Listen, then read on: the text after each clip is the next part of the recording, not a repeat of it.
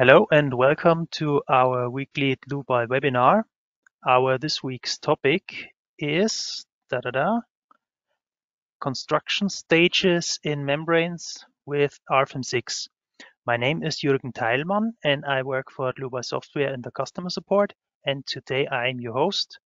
And while Andreas will be presenting, I will answer your questions. So by my side is Andreas Niemeyer, and Andreas, you can take your time to introduce yourself. Yeah, hi to all. So I'm Andreas Niemeyer. I'm responsible for the product engineering here by Dlubal. I taking care about all new features, about the program concept, which features we implement, how we implement, that everything fits together. And today I'm the presenter of this webinar. Yes, thank you, Andreas. So I take back the control for a second. We both switch off our cameras so the viewers can see the full screen. And just a few details in the beginning.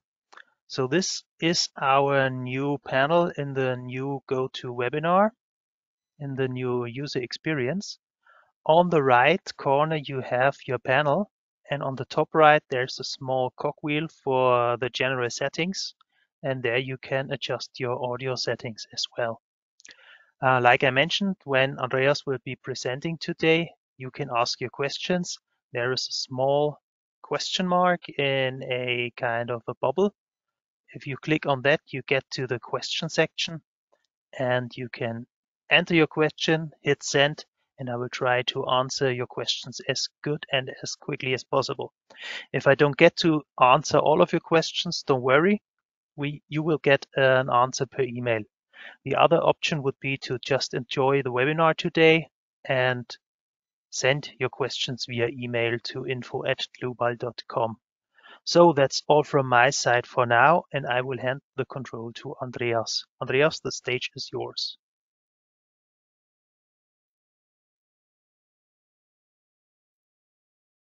Okay.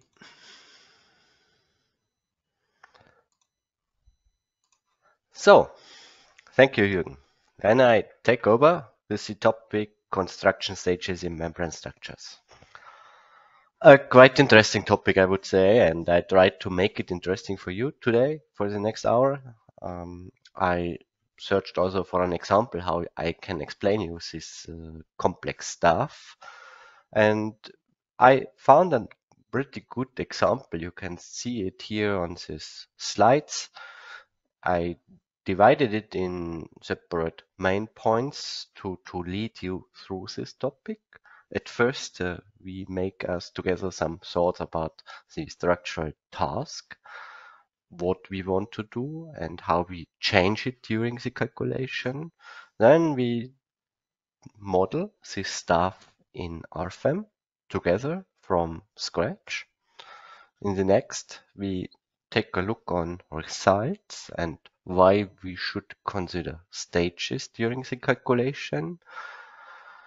We analyze the special load effects in membranes. Point 3 and 4 is more or less one point, and we repeat it from stage to stage. And finally, I give an outlook regarding the fields of membrane structures in RFEM. So this brings me to the end of this slide, and we jump directly to the first point. What means the structural task? So here you see what we want to model in the next period. On the left side, we start with a double cone membrane with a funnel on the front or back, and the double cone is spin or supported with such a steel frame in the middle. Yeah, I would say a really nice structure, what contains a lot of stuff. I selected this structure especially to show you how you can work with the program, which functions are existing. And then we bring up a new scenario that, let's say, the owner of the structure decides that he don't want to have columns inside, and we should try to support this structure anyway, and we decide here for such an external arc. Yeah, and how you can do this in RFEM, I show you now. Oh, this means I show you now in a live presentation. I jump in live into the program and we start a new model. So for starting a new model, we create a new name. So I say WT6, for example.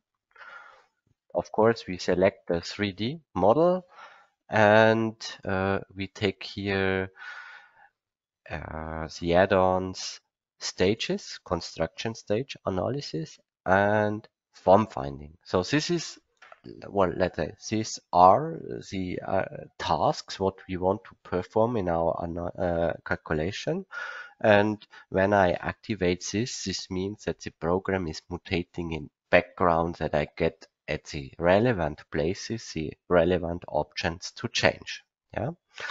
And now let's go in and we receive, let's say, virtual RFEM environment with graphical environment here, with spreadsheet on the bottom, with navigator on the left side and toolbar on the top.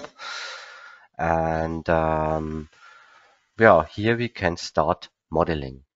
So as you just saw in the presentation that we have here these double cones. So you can imagine that the double cones have the bigger diameter is a 5-meter diameter and everything is lying on the XY plane. And the height of the cones is 5 meter and the depth of the funnel is also 5 meter. And in top view, you can imagine everything is on a, let's say, triangle with the same length of boundaries. So now to do this, I watch on the top view, I close the table and we create here a line. What defines the triangle? Yeah? The triangle length is 10 meters and now we take this line and rotate it by 30 degrees and confirm it. And now we select line plus node, rotate it again with minus 60 around C and create a copy and directly say, please create me lines between selected nodes. And so we get a triangle with every side have the same length. The angle in between is always 60. And on this basic geometry, we can set up this structure what we want to model. I would say here the bottom points describes the axis of the two cones and this origin describes the funnel center. Yeah. So therefore we draw now here in this sketch 3 circles. The first circle of the funnel is 5 meter. Here also 5 meter and the last one also 5 meter. So this is the bigger radius of the funnel and cones. And now the smaller one, so for the cones we use 1 meter, 1 meter and 2 meter for the funnel. So basic sketch, I would say, what set up our basic geometry. Generally from drawing it's fine, but from creating a final element model, let's say you will see that you get some node-oriented nodes like here, here, here, here, here. So if you expect later to have a nice symmetric mesh, it makes sense to orient such stuff. So for this, I select the circles here and here, do a right click on the selected stuff, edit here these lines and go here to circle and change here the, let's say, reference angle to 0 and confirm it, and you will see all nodes are oriented to the x-axis. So now we have, let's say, our basic sketch and we can start modeling the cones.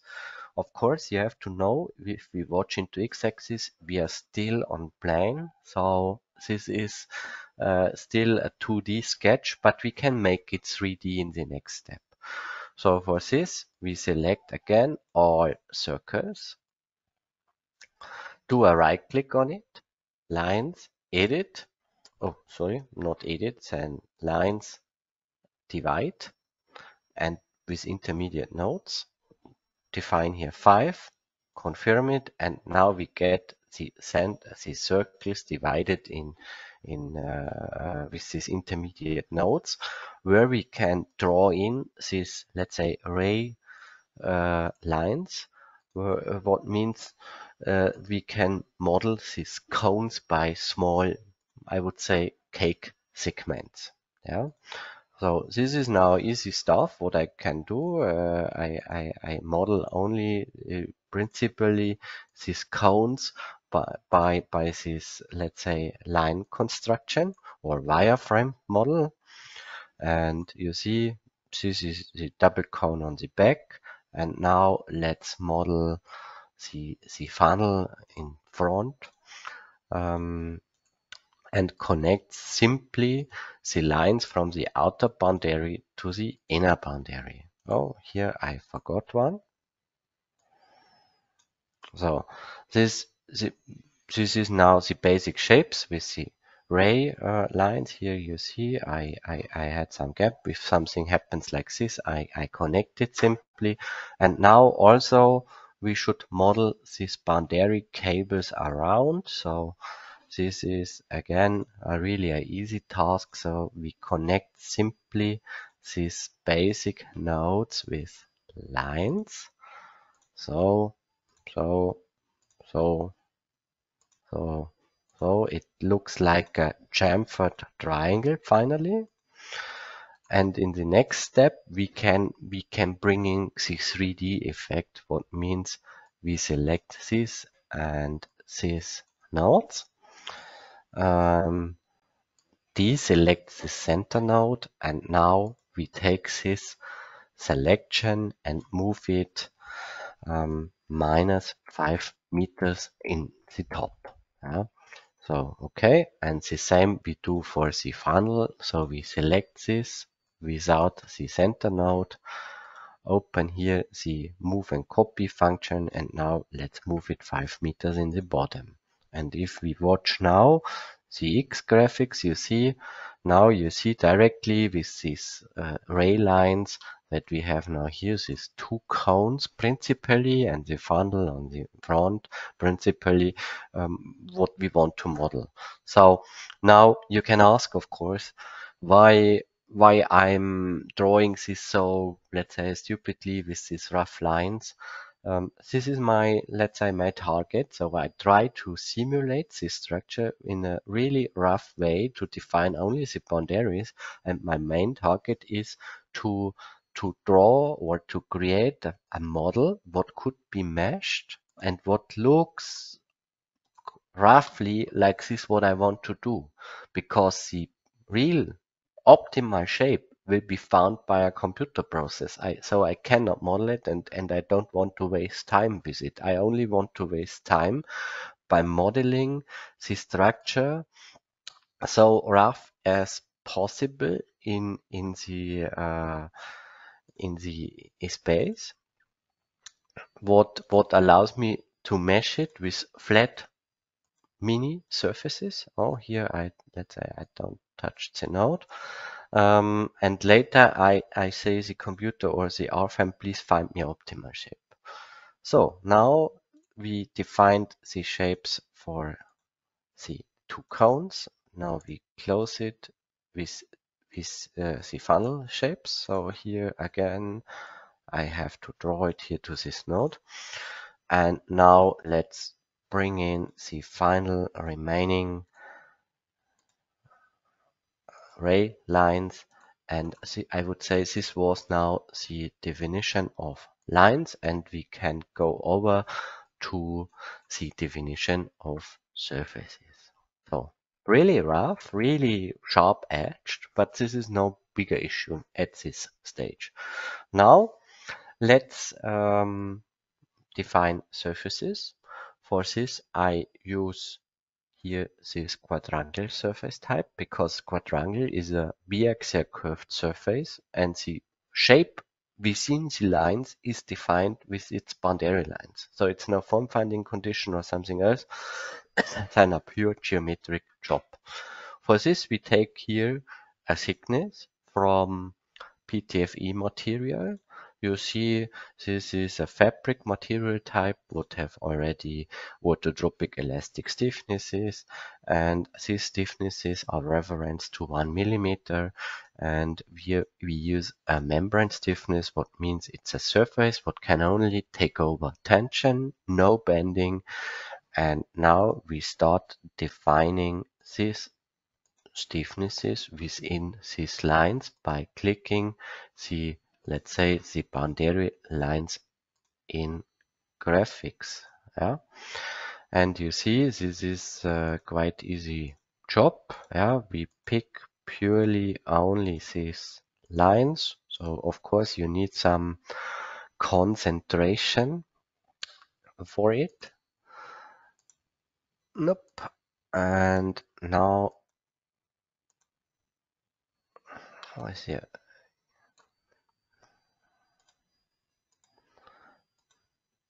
Go, and the back is already finished now. Now let's jump to the front. And now here, oh, quadrangle, okay. So here this is a geometry what is changing from the top cone to the funnel. So, but this quadrangle surface is interpolating its shape in between.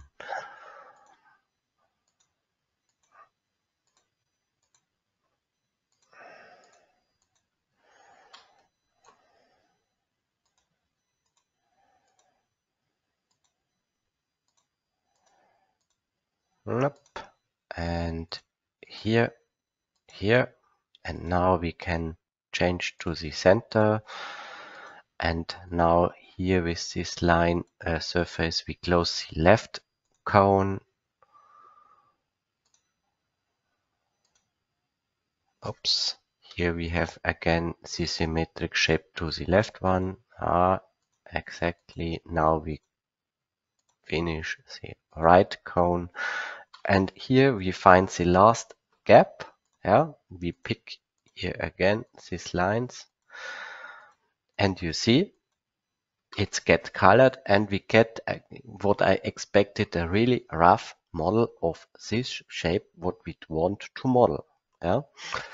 So now these surfaces are defined, and of course we want to modify it later to bring it in a nice shape. But for this we have to define for our program the coordinate axis. And let's say I want to define that the span direction of the membranes is going in this ray definition, and let's say the orthogonal definition should go around in a circle. So for this, we open the properties of the surface. So I select these surfaces for the right cone, go into the properties, surface, edit, open the option specific axis, and define here direct to point, and pick here the center 2 times. I get here the same point at the same, and I only change here one coordinate to 0 so that I can define an axis in between, and everything is clarified. For the left cone, we do the same. Right click, surface, edit, specific axis, input axis, direct to point, X is the span, should show to the axis, and we pick 2 times the center and changing one coordinate. Go, and now the last one, it's this part plus this surface. Right click, surface, edit, and let's open the specific axis and do this step last. Run 2 times and 0. So now we defined the axis of this structure. Yeah. In the next step, we should take care about boundaries to support this structure. So what we saw, we have in our model here these, let's say, span cables around. So let's define these cables. What means we go back here, make a top view. If you want to change the view, you can only write the letters inside and the program is rotating. So here we can select all lines around by pressing the Control key. You can select all in one. Right click, edit lines, and now let's say we assign to this line a member stiffness. This should be a cable what can only take over normal axis forces, and the cross section is a cable. So for example here this PE20 cable with a diameter of 16.6 millimeters with a equivalent stiffness. Yeah, and if I confirm this, the program draws this line, let's say in a different color, that we see, okay, here is defined something. So the other boundary is, let's say, the fixation of the heads and bottoms of the cones. Yeah, of course, here could be constructed some wheel or whatever. So I'm not interested in this, so I replace it by a rigid surface. So I open here option, stiffness type rigid, and let's say bring in here such a wheel plane what connects all lines around. The same here. So let's define the boundaries, and now the last one, and you see it's quite easy. Now, of course, this plane is not rigid, it's only inside the model, so we have to fixate it that we have boundaries. So we fix this node. So let's define here a node in the middle and say, okay, we have here, for example, a rigid support. Something like the membrane is connected to the bottom plate. For the cable, what is running around, we have, let's say, a fixation of these markant points where this structure is connected to the primary reinforced concrete structure, for example, what is created here. But we replace it. So now what is remaining? So we have now supported the cable. Here's one missing, so let's copy it here. So we have here this support roundabout. We have supported the funnel on the bottom. Now it's remaining the two cones. So because it should be supported at this point. So how we can do this? I would say we can model in something like this steel frame. So, oops, I want to show you this steel frame here. So, how we can do this? So let's look inside the structure. For this, maybe what could be interesting for you, we have these clipping planes where you can go through this model. Of course, this gray view is not so nice, but if you don't need it, you can deactivate it, and you can say also here, please don't show clipped areas. So you can directly watch inside. And here we need a supporting construction. So let's say here, for example, here we have a line, and also here. Oh, here you see, I don't pick the line, so let's move it here. And now let's select these lines and copy it one story down. And now we can specify, okay, this and this line should hold a cross section. So we edit it, we assign a member, and no cable in this type we select a beam what can take over all this type of forces, bending, normal, torsion, and so on. And we specify, yes, we want to apply here a circular hollow section with a diameter of 250, thickness of 5 millimeter. Yes, and this cross section we assign to this line and confirm it, and you see now we have a support of this cone, and the only thing what is missing is here a support to the foundation. We simulate it with a fixed support. Now it's ready, and we have our structure here. So in this point we are so ready that we can start calculation, and our first calculation job is that we find an optimal place for the finite elements on these surfaces what respects a specific pre-stress. And the pre-stress is already the keyword for the next task. So we define here a load case pre-stress. We do it without self-weight because the membrane itself has no big weight.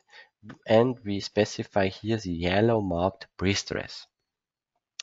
And now we can give the program the information which pre-stress we want. Yeah?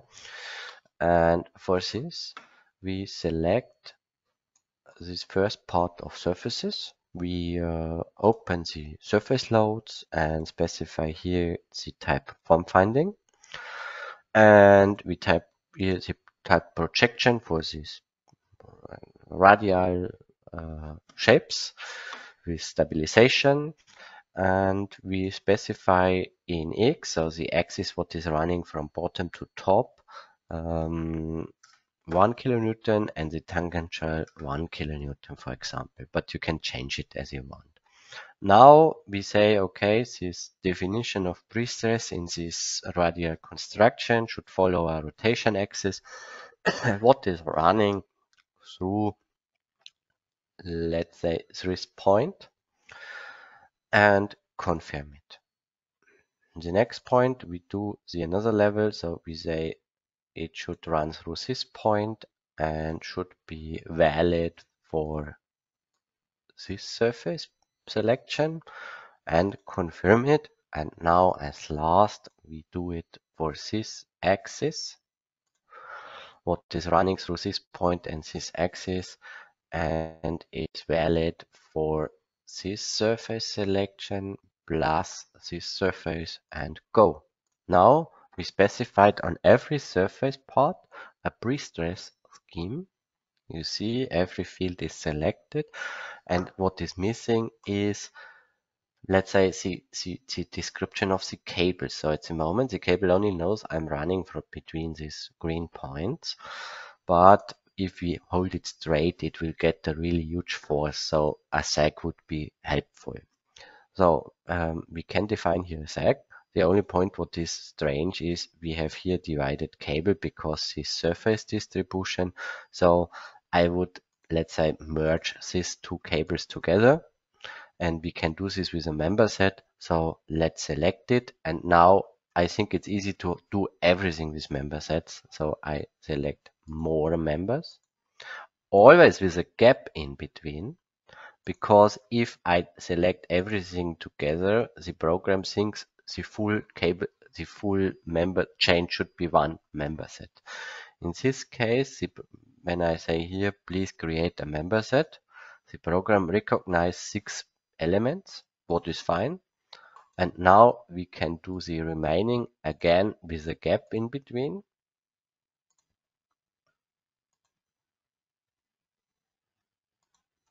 Right click. Oh, it's only 5. Why? Because here is no cable. I think here is a cable missing. Cable section, here this one. Yes. Okay. And now again, select it here, here, here, here, and the last one. And now if we select create member set, we get 6 more. And the program defined us here now below member sets 6 elements. And now it's easy because I go into member loads, not member loads. We go to member set load, load type, from finding. Geometric is okay. We want to have a seg, maybe with a 0.5 meter seg under tension. And now we can easily draw a window about the complete structure because we know we have 12 member sets. And with confirmation, now the member set gets this definition. So now we are ready to do our first run. And this means if I run the analysis, we directly see if the program can mesh the structure, if we find the equilibrium, if we did all inputs, so if something reacts strange, but it seems quite well and we get a result. So it seems in the first point of view good, but our next task is now to check the plausibility what we did. So of course 2 cones seems reasonable. Curve seems reasonable. Question appears why it's here red and the rest is blue, why we have here such a big deformation and here no. Why? The answer is easy. If we do the deformation plot on factor 1, you see the result is drawn on, let's say, the mesh. And if I say, hey, this program show me the original shape, you see this is what we defined initially, quite rough. And the form finding algorithm in background have to find now a good shape, and you have to move these mesh elements here to the bottom, so to the deformed shape. And you see, okay, these elements have to go the fastest way, and for this, for example, not zephyr, we have here color distribution. But this is only the movement from the original mesh. This is the shape what the program is found. Visualization of the coordinate. Yeah, looks quite homogeneous. What we expect, we get here forces. So for example, the span from bottom to top is running from 1 to 3.3 and it increased on the cone. What is quite clear because the effective width is smaller. The tangential forces around the cones is running homogeneous around cone, so this distribution looks clear and it's running from 0.3 to 1. Also, okay, I would say. Then from forces, so if we take a look on, maybe hide the mesh, if we take a look on the deflection of cables, you see we have an inside ward deflection like an arc, like a banana. So also clear. We have here dimension smaller than 0.5 is also clear because we have here, let's say, this is the component in Z direction, this is the component in Y direction. Both together represent the 0.5 meters. The cables have a positive tension force, they're drawn in red. The column have a drawn in blue normal axis force, have a compression, also clear. Yeah. And according to this, we get as a bending. So result looks more or less reasonable, but and now we come to our stages topic, what was the second word in header of this webinar. We get a situation that the owner of the structure, for example, ask us engineers, hey, can we change it somehow that I have more space here in bottom? So when I watch, for example, I turn off the results and I view, you see, let's say drone mode here when I'm here standing below, so standing below my structure, the columns are disturbing me. Yeah. So is it possible for you to do it without this steel frame inside the structure? And of course we can do. The only point is what we should consider, we have forces in this structure already. So So if I watch results, there are forces inside the structure and we have to consider it. And they are memorized somehow. And the question is, are there any tools to do this? And I can recommend you here the stages application, what allows us to take over memorized forces into a next stage. For this, we have to model the additional supporting construction. So let's do this.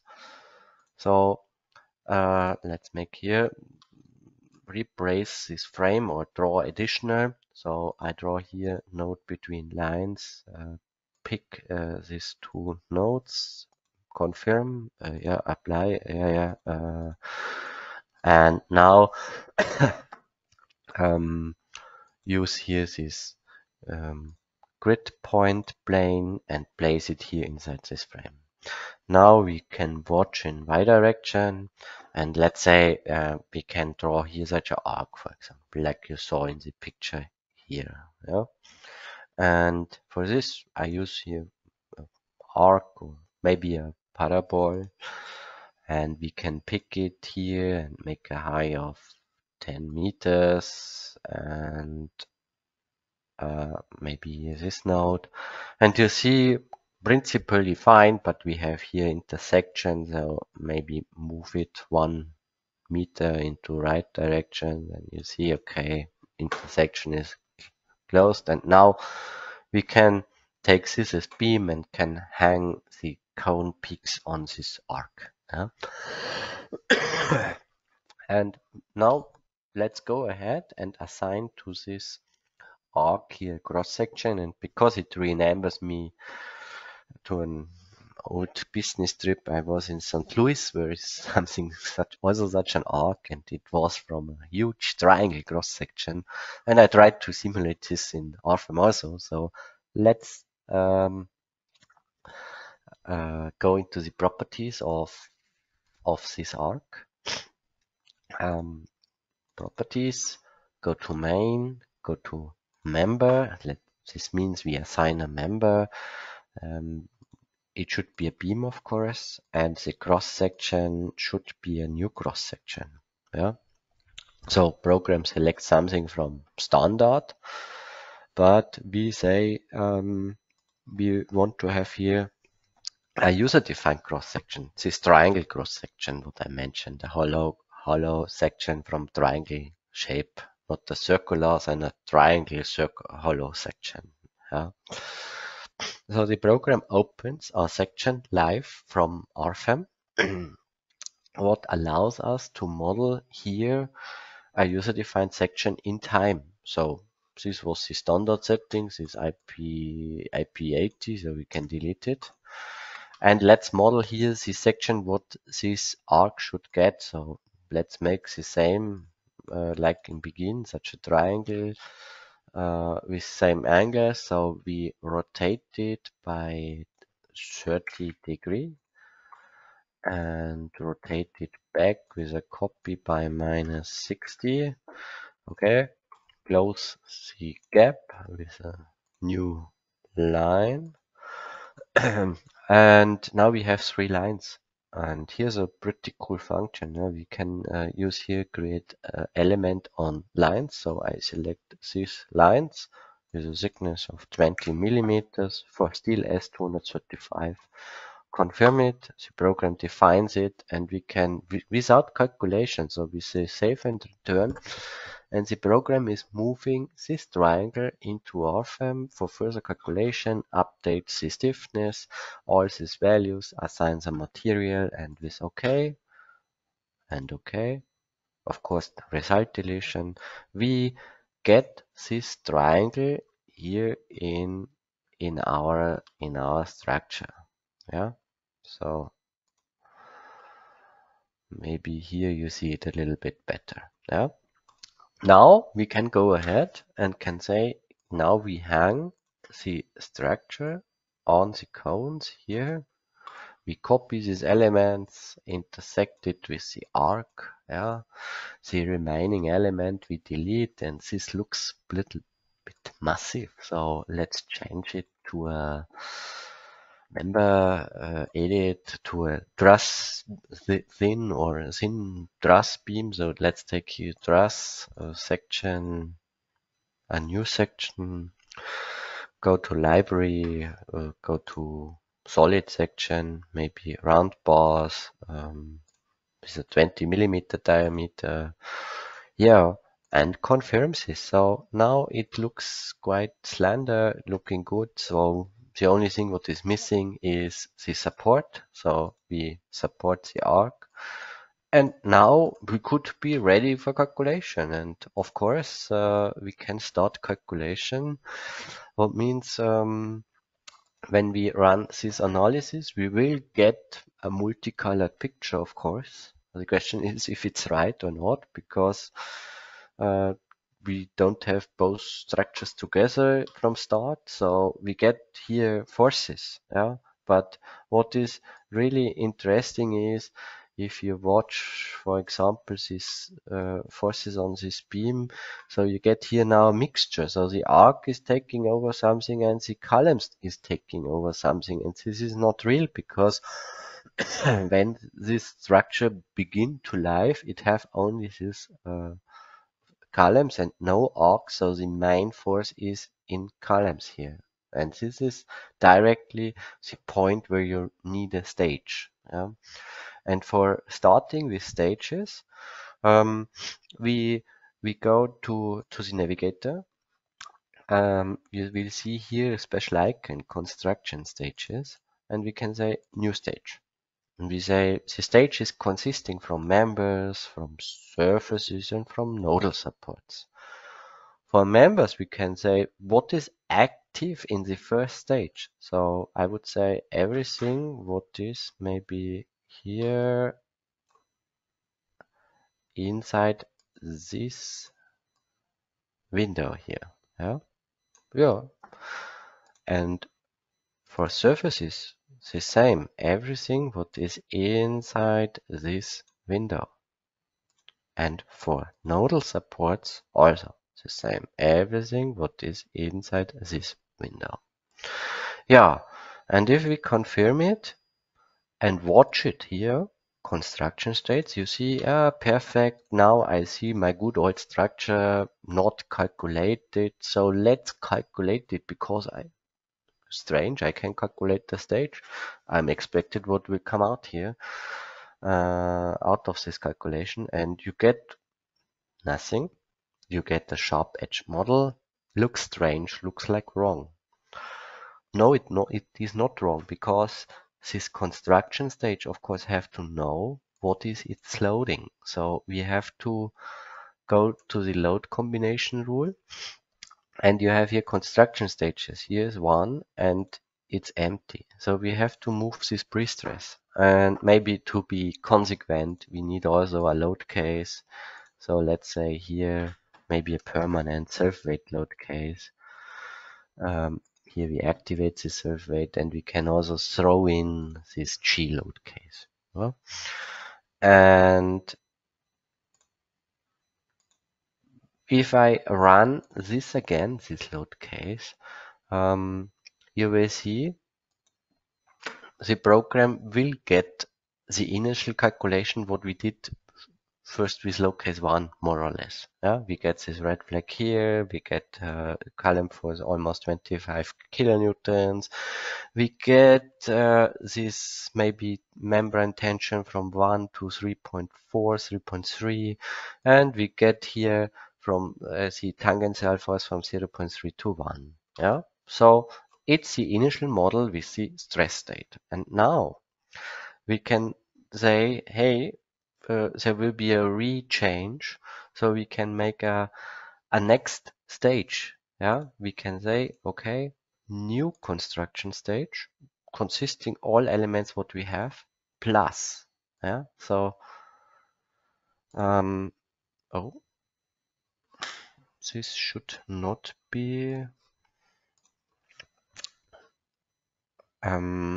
I think this is connected to this webinar application. Let's start again.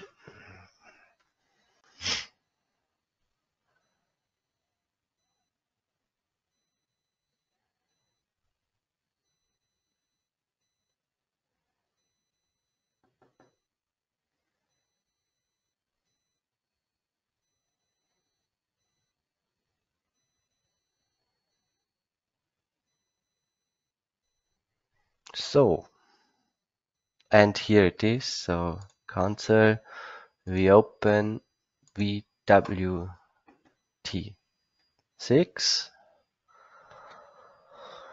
Here we ended. So we was on construction stage 2. Create new construction stage. Add this member, this member, this member, and this small thin trusses. Okay, and add here this nodal support and this nodal support, and go from forces. Let's say we check it, construction stage. We have now here the second, but it already have eaten this load case from the previous. So let's say this is not a problem. So to get results from construction stage 2, we have to calculate 1 at first. And now you see, so this was the start. Oops. This was the start. And now we add this arc, and you will see now these hangers have more or less nothing inside, only some effects from surf weight, and we have still here this 25 kilonewtons, and the membrane itself have here maybe 1 to 3.4 and tangential 0.3 to 1. So this remains, yeah? And the arc is not loaded highly because it's only the surface itself. No? But in the next point, we should consider how we can replace the steel frame inside, because it have here a high load on it. So this means I would say we add a load case, new load case, and we add here maybe a press, permanent load case, and say here, for example, this is an imposed nodal deformation, and I lift it with -2 millimeters. So I press up this steel arc with 2 millimeters upwards in a new stage. So we make here new stage. Everything remains. So this stage 3 remains on 2. And for loading, yeah, we say construction stage 3 should eat this load case 3 permanent. And then we calculate this stage. So CS2 is already here, so we have only to calculate CS3. You see, the big normal axis force disappears. Now the hangers take over because we have pressed up this frame, and now we have a big stress or force in the arc. And this is now the point where we can say, okay, let's remove this steel frame. So we go to stage, new stage, and now we remove, deactivate these inner beams. Yes. And nodal supports are already deactivated when I remove the beams. And okay. And now when I calculate the CS4, you should get the result without the inner steel frame, and the arc out on the outer side should take over everything. And you see now, okay, we have here this arc, we have here now the hangers, and the structure is supported and working. And now let's see results. So if we watch now results in membrane, you see, of course, the span direction not changed really much, so it's still from 1 to 3.4, but the tangential direction is a little bit crucial. So we are coming to small to 0, so 0.17 to 1. So of course we have no wrinkles, but you see the stiffness change of the arc have some effect on it, and you can now simulate with this technique such effects. Yeah. And this is now also the state where you can go ahead, can consider new loads. So of course you to design such structures, you have to consider season, summer, winter, rain, snow, wind, a lot of forces. Yeah.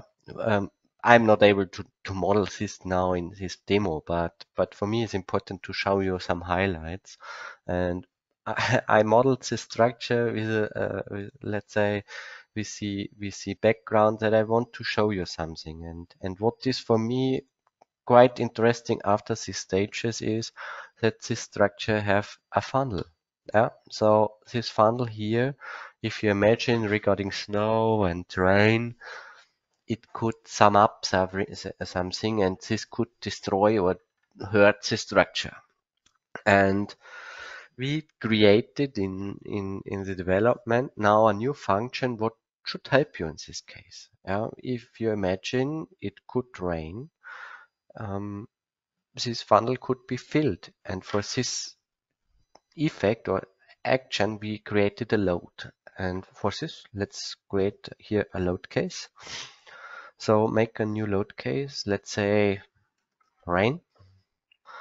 Give, for example, here this no item and confirm it. And now let's say rain should be on all these planes. So let's say surfaces, create the surface set. Okay.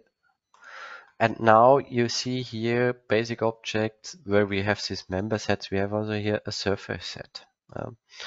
And let's open here a surface set load. And here we created a new option, ponding, what allows us to simulate a rain on a really slender structure. So we can consider the stiffness. So if it's rainy, the structure is changing and the seg is bigger. So this is a non-linear iterative load. And this you can consider in the calculation. So let's say we apply this fluid on this surface set. So symbol looks really crucial, but now we should say this load case 4 is acting on a specific, maybe on this CS4. So let's go to load case and combinations and say, okay, construction stage CS4 should work with this load case. But now you see this is not permanent and this is variable. This means it's something like a load combination. So let's check load combinations. And here you see generated load combinations in this purple color. Gamma combinations with gamma factor, combinations without gamma factor. But if I click in, we have no initial state defined here. So maybe I want to learn use the connection. These load combinations are connected to this setting here, combination without. So if I deactivate it and delete it, we get no combinations. If I activate it, we get these combinations again. If I say in the design situations, we should work only with ULS setting, we get only these combinations with gamma factor. If I change it here to characteristic, we get the combinations without gamma factor. Yeah. But still no initial state. If I define in the wizard, I want to consider initial states and say which one. For example, only the construction stage 4 and confirm it. Of course, we need Newton-Raphson. We get here load combinations for CS4. Now it's filled for, let's say, permanent state and for permanent plus rain state.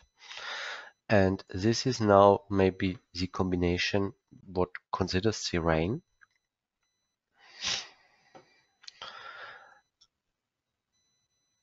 It converged and it looks a little bit bulbous. If you take a look, what we see, these cones are sloped. This funnel is a little bit bulbous. And if you watch forces, you see this band direction have here really a high tension. So if you simulate it here, you see, okay, our stress layout is here with some peaks. The tangential force is here really high in the funnel. Yeah, why is this coming? It seems like filled. And this is in reality also the case. So if we take a look here on water level, you see the program filled this cone. If we watch it from the X view, you see he found a filled state until where the sag stops. So here the water could run over the structure, then it stopped raining to fill it. Yeah, and if you take a look on the water depth, you see, oh my God, we have here almost 5 meter water inside, so it's like a diving pool. Yeah. And this produce really high forces. Yeah, I think it's impossible to design it in this way, but 122. So we have to do something. Of course, we can start now thinking, do we have to fill it completely? Here's some drainage or whatever. Yes, it is. Yeah. And if you say, okay, I only want to check it until a specific level, you can do. So we have here in this ponding load, we have here in the ponding load function, read it, where you can define an amount of precipitation. For example, you want to consider 120 liter per square meter in a specific time. So you can write it down here. And after this amount of water, the drainage it, and I don't have to simulate the full filling of the cone. And let's confirm this and run it again. So CS4, run. Oh, not CS4. CS4 is only the structure itself. We need this load case with rain on CS4. And you see now the load picture changed a little bit. Now we have forces not 100 somethings and 22. And also the span is in reasonable forces. And if you take a look on the water level, you see, okay, it's not full, then something else. The water depth is saying us, okay, we have now a filling of 1.3 meters. This is quite interesting because you could ask now, why not 12 centimeters? Of course. But in this case, you have to know that this function is pretty smart. It considers the rain on the complete structure. And you have to know on this cone here, the water is running down to the sag, and on the other side, it's running down from the complete structure. And you can consider this effect, and this, let's say, surface part is consuming the water and the rest is losing it. So both effects are considered, and this makes it to a really strong tool. What I want to plan to show you, I hope I could inspire you a little bit. And now you can go ahead with other load types like wind, snow, and so on. Yeah. So this brings me also to the end of my demo, of the main demo. I closed it with this feature, and I want to go ahead with the point outlook. So you see, we are still working hard on this field in our program, and right now to connect it with stages and to bring in some nonlinear loads.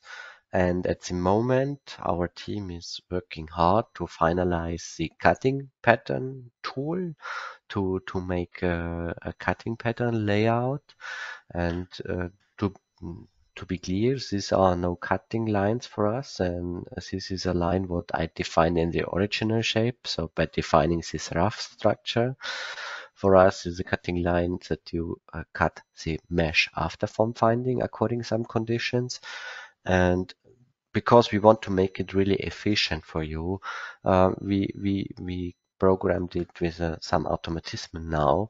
So in future, you can define some master cutting lines on mesh and define a width of the material roll you expect or you can manufacture, and the program is detecting for you automatically the remaining cuts to reach a specific width of a roll of material. And let's say this is at the moment our biggest job in this field, and we try to finish it soon. And now I hope you enjoyed this webinar, and I give back to Jürgen. Yes, thank you, Andreas. So before we leave, I will give you 1 or 2 hints. So I take back the control. So if you are now convinced by the software that you say, hey, these add-ons are great, I want to maybe test them by purchasing a rental license or maybe purchasing a full license, you can get in contact with our sales team and they will make you a tailor-made offer. And the second thing I want to show you is when I jump to our webpage, the www.dlubal.com, you can also browse at news and events. Under events, you can go to the webinar section. Here you can find all the upcoming webinars. So next week there will be another cross-section webinar about stress analysis in our section.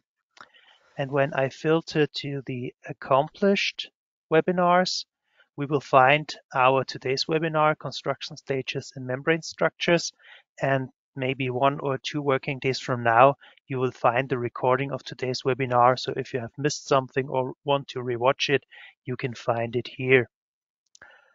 Yes, that's all from my side for now. Thank you very much for your attention.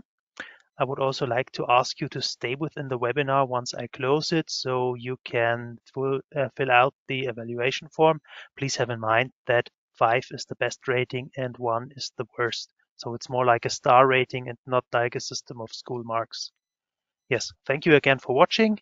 Have a great time and till next time. Goodbye.